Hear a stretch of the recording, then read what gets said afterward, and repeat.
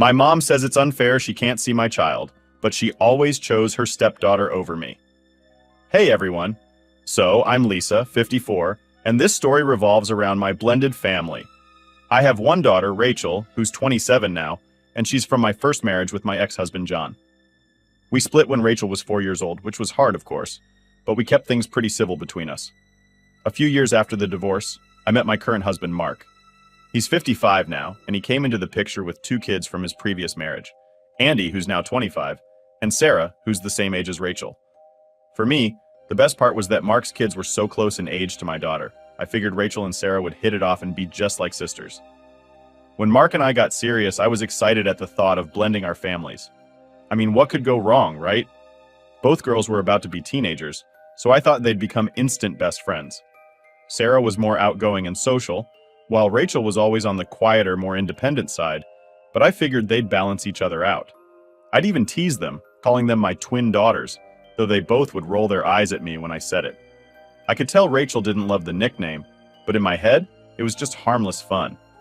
Once Mark and I got married, we went all in on making this blended family thing work. Family dinners, outings, vacations, you name it, we did it. There was an adjustment period, sure, but it was actually better than I expected. Sarah was around the house a lot, always chatty and wanting to hang out with Rachel.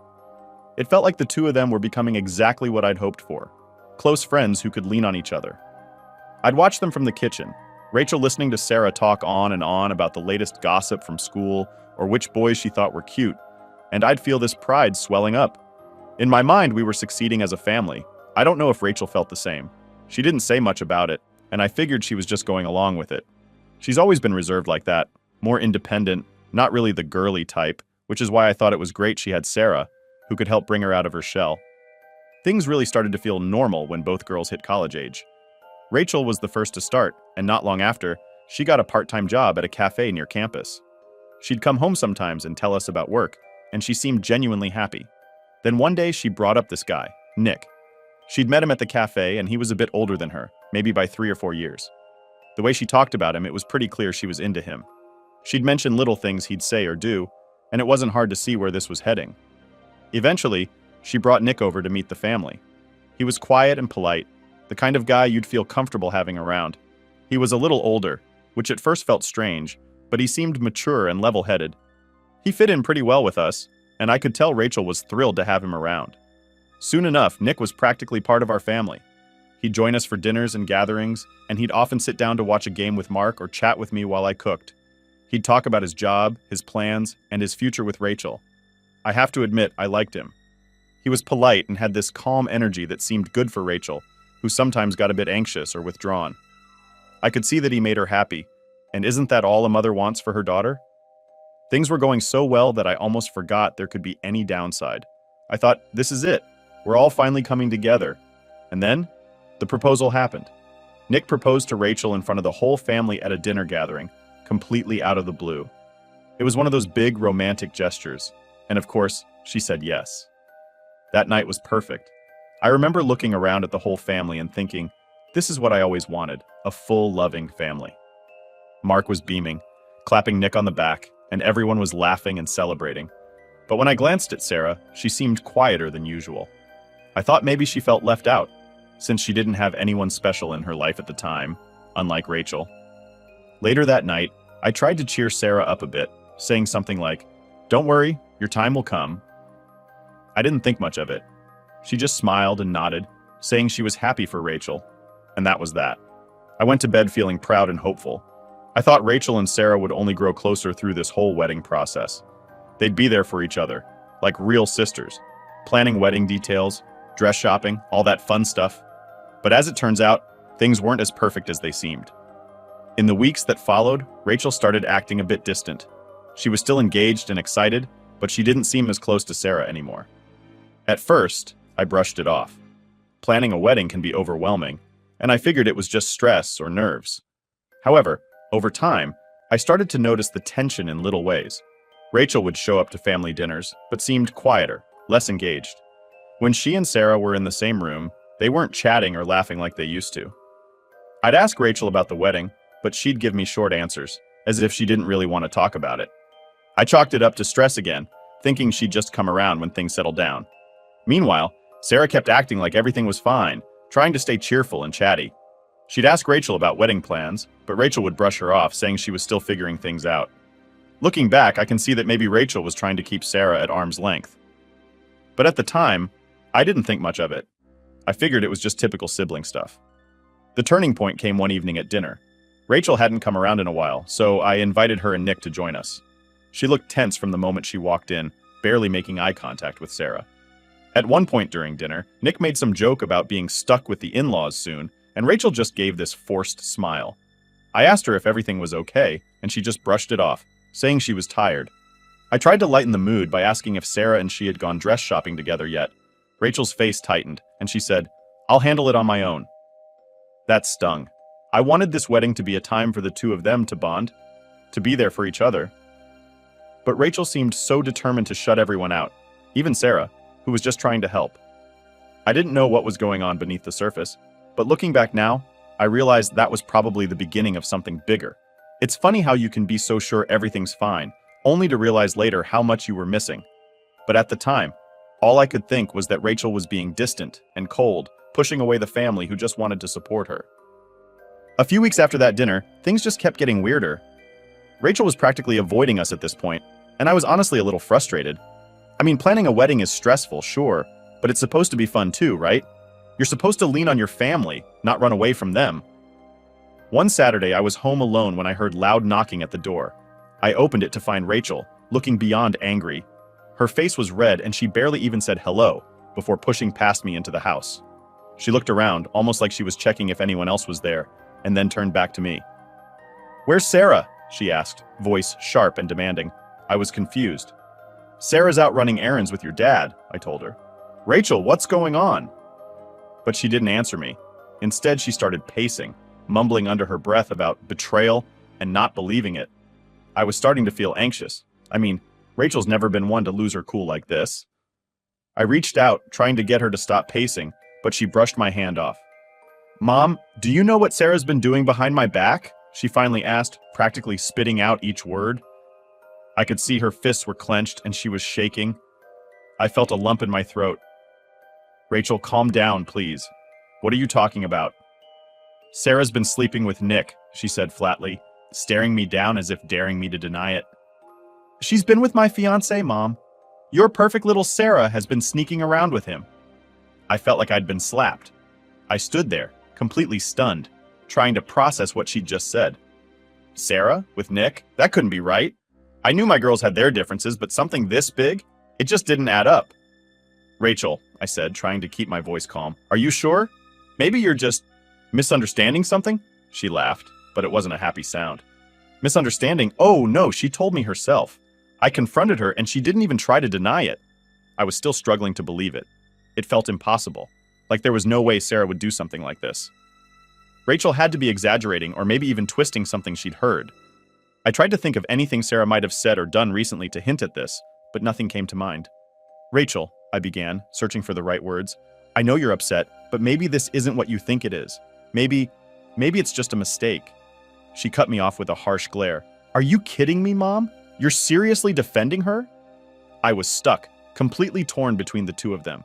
I couldn't believe that Sarah, my sweet Sarah, would betray her like this, but I also couldn't deny how deeply hurt Rachel was. The way she looked at me with this mix of anger and disappointment, it stung. "Rachel, I'm not defending anyone," I tried to explain. I want to understand. Maybe you and Sarah can sit down and talk about this. We're family, Rachel. Families work things out." "Work things out?" she practically shouted. "This isn't just some small misunderstanding, Mom. She went behind my back with the guy I was going to marry. She destroyed everything." I tried to take her hand, but she pulled away, crossing her arms tightly over her chest. I could see her struggling to keep her composure, and I felt this pang of guilt for not immediately taking her side. But in my mind, Sarah deserved a chance to explain, didn't she? We hadn't even heard her side yet. "Look, Rachel," I said slowly, "I know you're angry, but maybe there's a way to move past this. Sarah must have had a reason. People make mistakes." Her face twisted, like she couldn't believe what she was hearing. "A reason? Mom, there's no reason that makes this okay. I came here because I thought you'd actually care, but all you're doing is defending her." She shook her head, looking at me like I was a stranger. I didn't know what to say. I felt helpless. like anything I said would only make it worse. I do care, Rachel. I love you both, and that's why I don't want this to tear us apart. She stared at me for a long moment, and then, almost whispering, she said, "You already chose her." And with that, she stormed out of the house, leaving me standing there, reeling from her words. I felt this awful pang in my chest, wondering if maybe she was right. Had I chosen Sarah?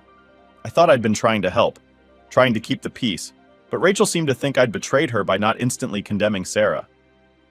After she left, I sat down, trying to make sense of it all. I wanted to talk to Mark, to figure out what we should do, but part of me was scared to bring it up. How was I supposed to explain that my daughters, who I'd always wanted to be close, were now practically at war with each other?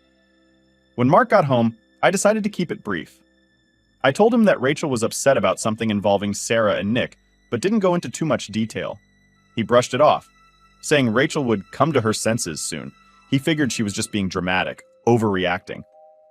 Later that night, Sarah came home, and I couldn't look at her the same way. I wanted to ask her what had happened, to get her side, but I hesitated. Part of me was terrified to hear her confirm it, to hear that Rachel had been right all along. What would I do then? So instead, I avoided the confrontation. I thought maybe if I left things alone, it would all blow over.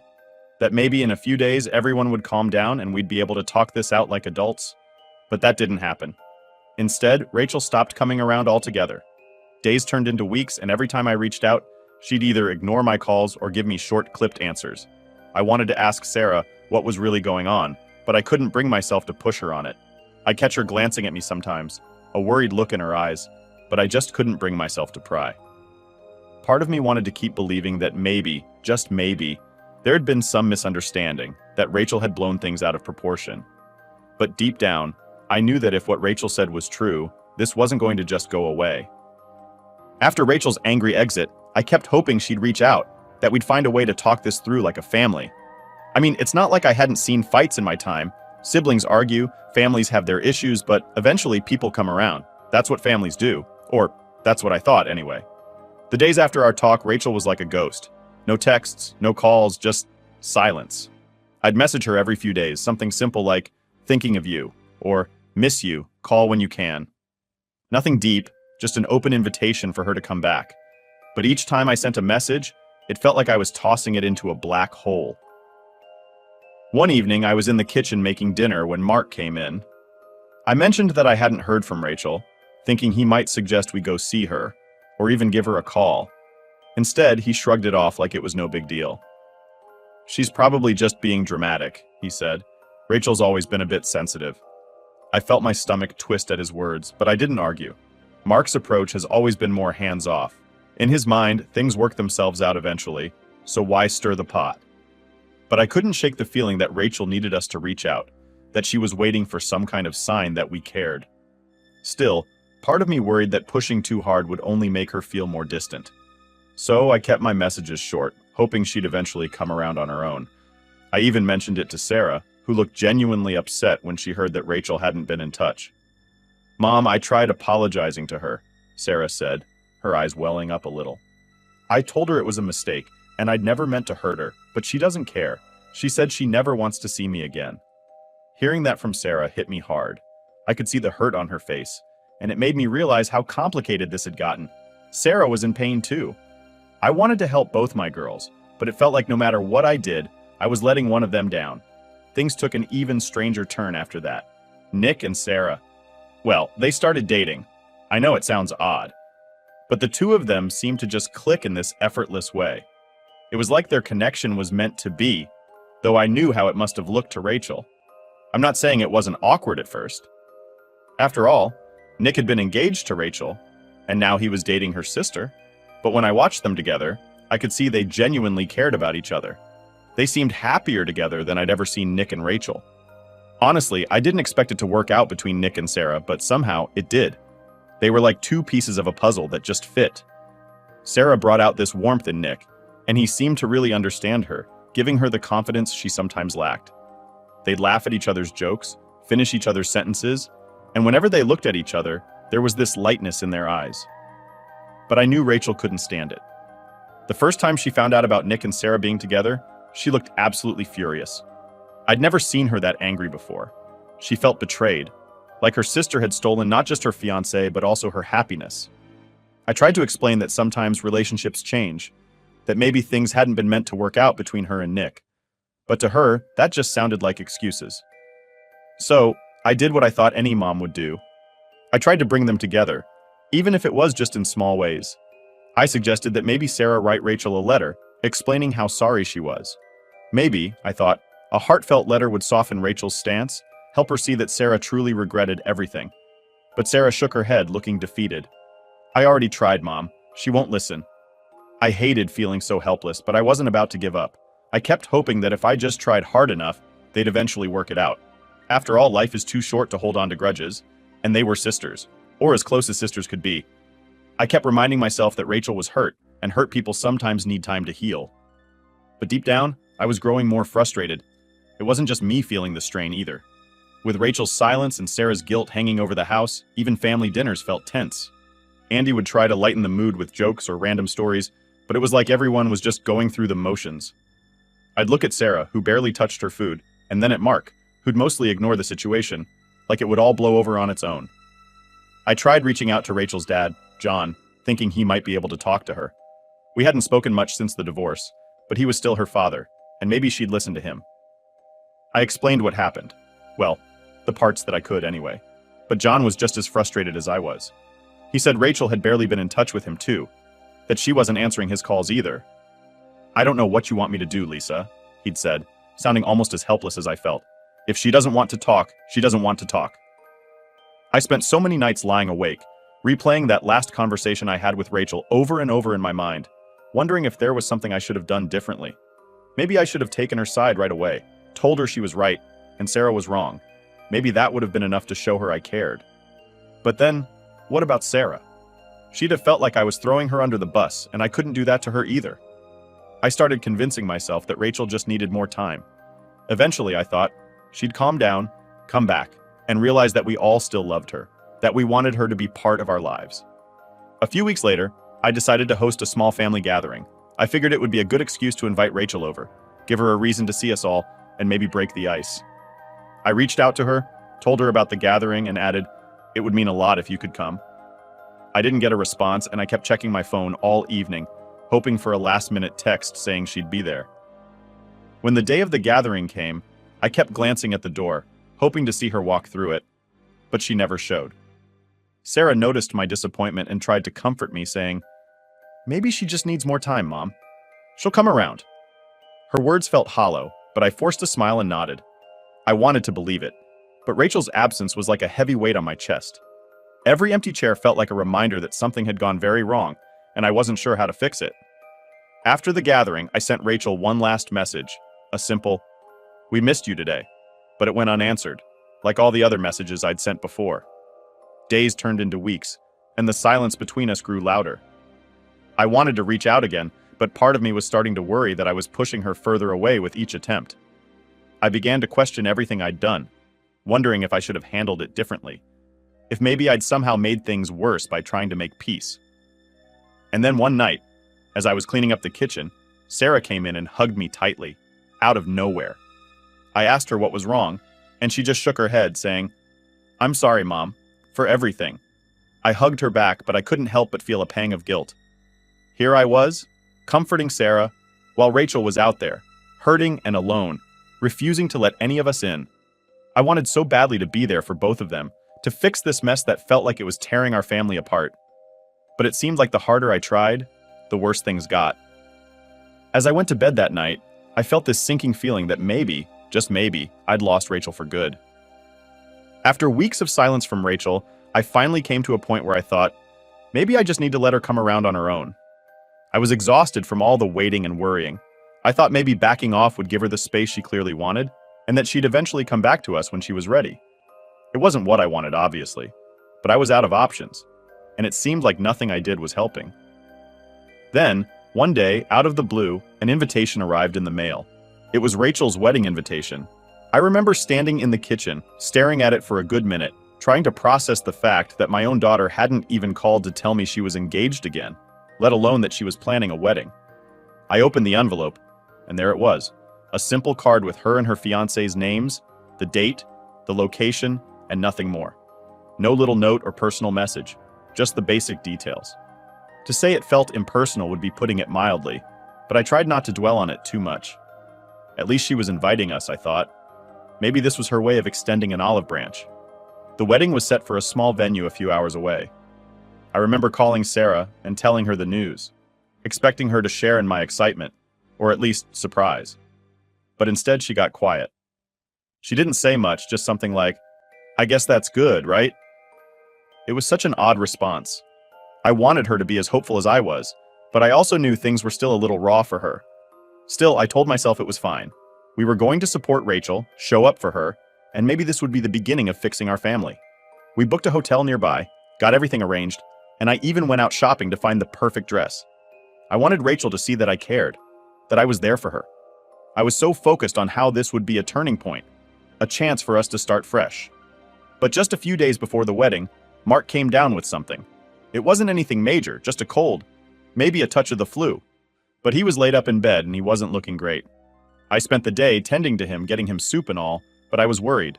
The wedding was coming up fast, and I didn't know if he'd be up for the trip. The night before the wedding, I finally called Rachel to tell her we might not make it. I was nervous about it, but I thought she'd understand. "Rachel, honey," I said, trying to keep my voice light. "We're so sorry, but your dad's been feeling pretty under the weather.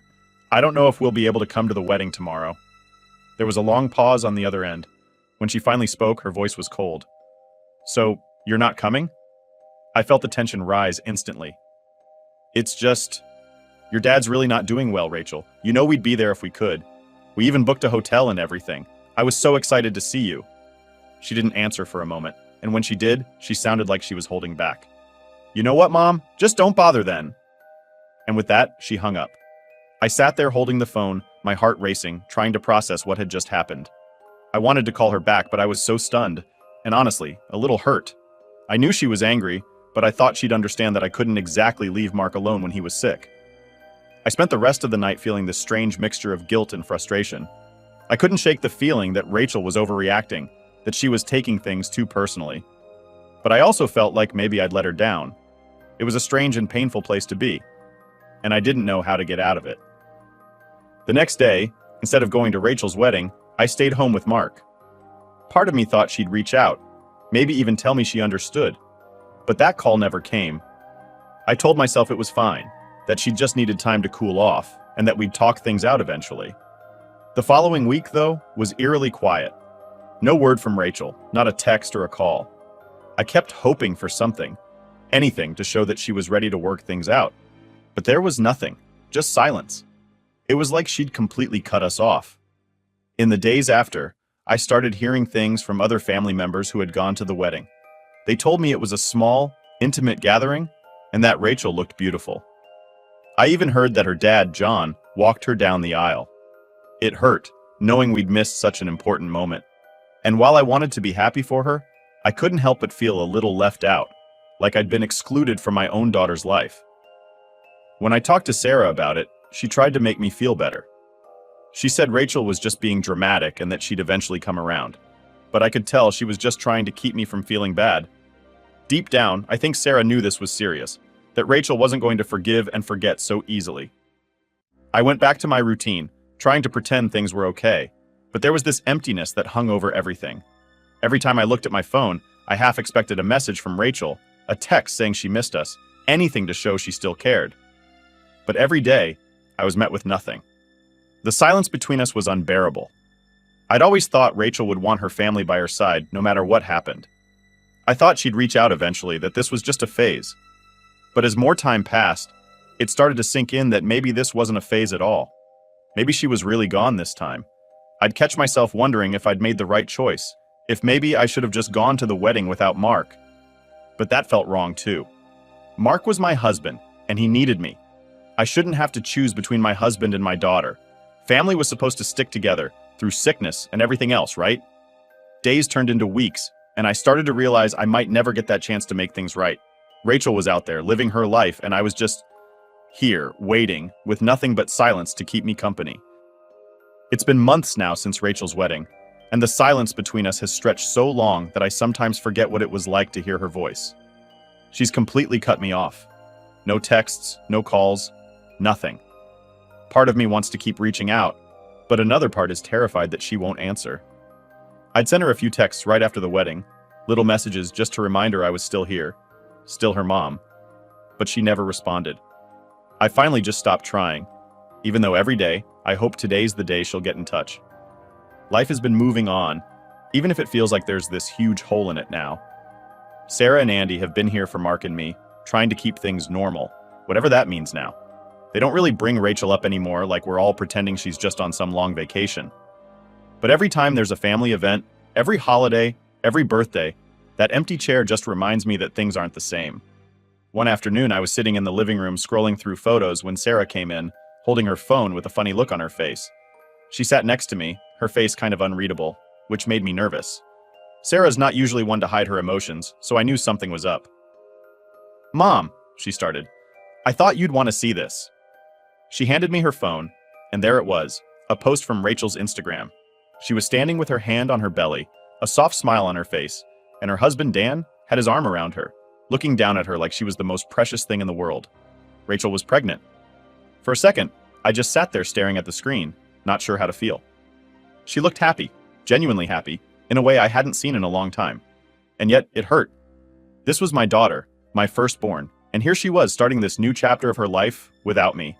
It's like I'd missed out on everything, her wedding, her pregnancy, and now this baby, my grandchild, that I'd never even meet. Sarah must have noticed the look on my face because she placed her hand on mine. "Mom," she said gently, "I thought you should know. I didn't want you to find out through someone else." I nodded, barely able to speak. "Thank you, Sarah." I forced a smile, trying to hide the heartbreak welling up inside me, but I could feel my chest tightening. Later that night, when Mark came home, I showed him the picture. I expected some kind of reaction, but he just glanced at it and nodded, saying something like, "Well, good for her." He didn't seem nearly as affected as I was. He'd moved on in a way I couldn't. To him, if Rachel wanted to shut us out, then that was her choice, and he wasn't about to chase after her. But for me, it wasn't that simple. I couldn't just let go. In the days that followed, I found myself checking Rachel's social media obsessively. Every time she posted a new picture, I'd scrutinize every detail, looking for clues about her life, trying to feel connected to her in some small way. I knew it was pathetic, but it was all I had left. She was out there living her life, and here I was, stuck in this constant state of missing her. One day I decided to call her. I figured maybe she'd want to talk about the baby, that maybe, just maybe, she'd let me back in. I dialed her number, my heart pounding, but it went straight to voicemail. I left a message, something simple like, "Hey honey, it's Mom. Just wanted to say I'm thinking of you. I saw the picture and I'd love to talk when you have a chance." I don't know why I expected a response. I checked my phone constantly for days afterward, hoping for a text or even a missed call, but it never came. And eventually I just gave up, realizing she was really gone. A few weeks later, my younger daughter Mia sat me down. She'd been reading comments on Reddit about family situations similar to ours, where parents had lost contact with their kids, and she told me that maybe I needed to face the truth. She wasn't unkind about it, but she was blunt.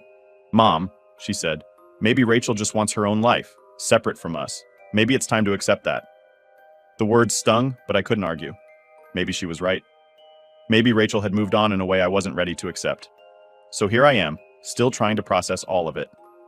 I keep thinking about the memories I have of Rachel growing up, the way she used to smile at me, the sound of her laughter. I remember the little girl who used to hold my hand, who used to look up at me with love and trust. It's like that girl's gone now, replaced by this stranger who doesn't want me in her life. Every day I tell myself I'm okay, that I can handle it. But the truth is, I don't know how to let go. I don't know how to stop hoping she'll come back, that she'll call me one day and say she misses me, that she wants her mom back in her life.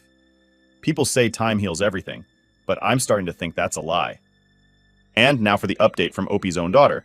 "Hey everyone, I'm Mia, 17, Rachel's younger half-sister, and I figured it was time to set some things straight.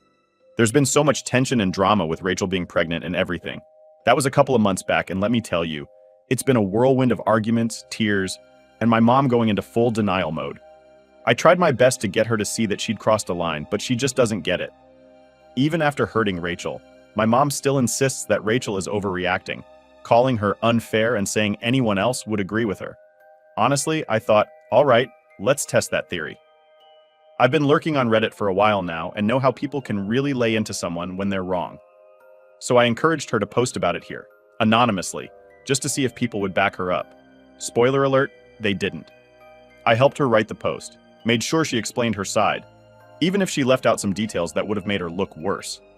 I even dared her that no one would take her side after the nonsense she pulled. Watching her reaction to the comments was priceless.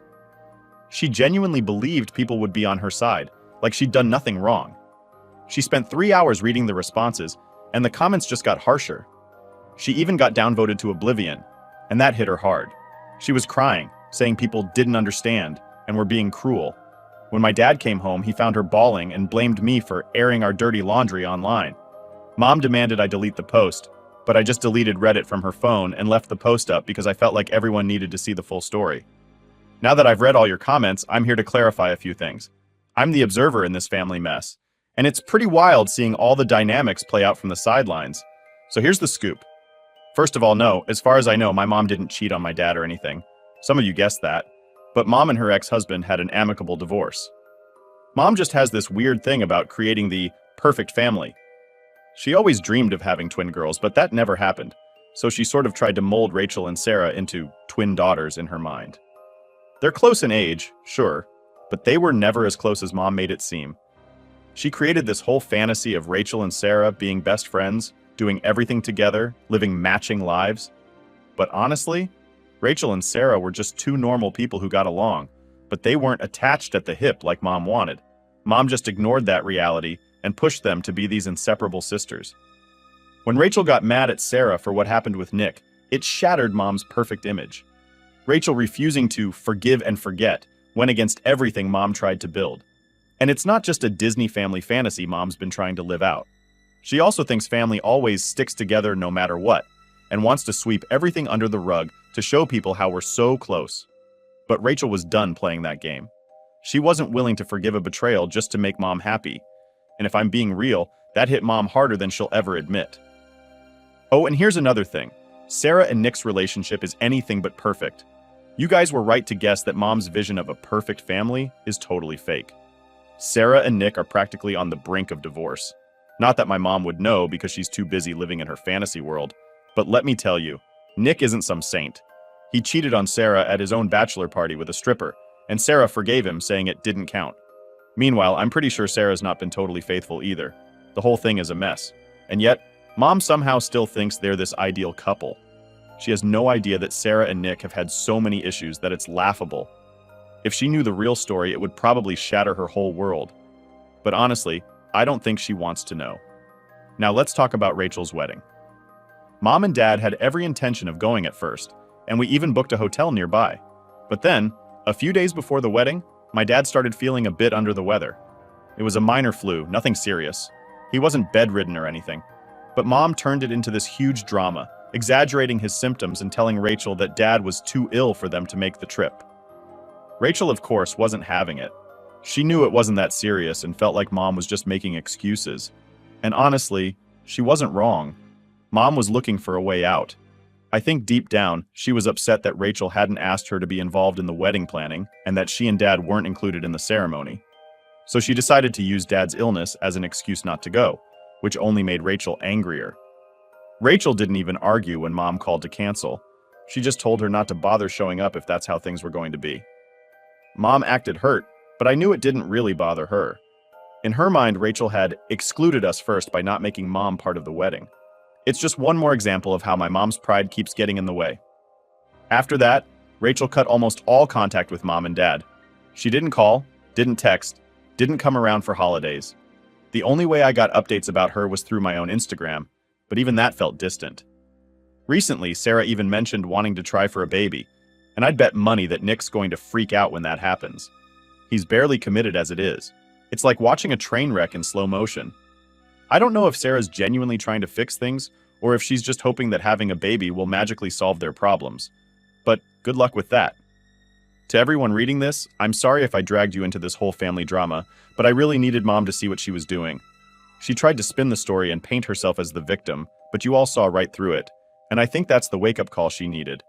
I doubt she'll change, but at least now she knows not everyone's going to buy her side of things. And just to clear it up, yes, the first post was by my mom. And this updates all me, Mia, the youngest sibling. If anyone has questions, I'll try to answer them. Sometimes moms can be so wrapped up in their own worlds that they lose sight of how their actions impact others.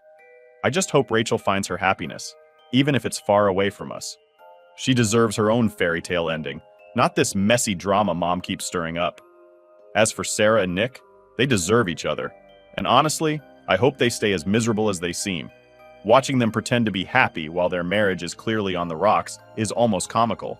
The fact that they've lasted this long is shocking, but I don't think it's going to hold up much longer. So that's the reality check for now.